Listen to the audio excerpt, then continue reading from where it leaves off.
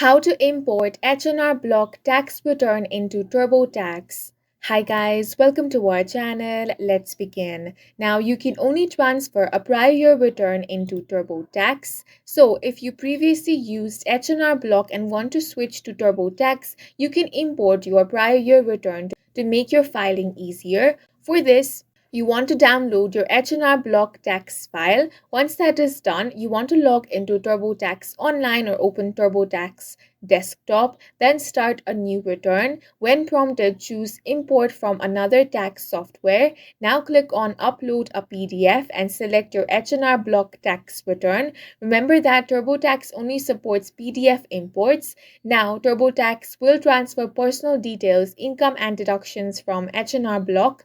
Double check that everything is imported correctly. Now manually enter any missing information. Finish entering new income, deductions and credits. Then choose e-file or print and mail your return. And that's it for this video. If you found it helpful, please make sure to hit the like button and subscribe for more videos like this.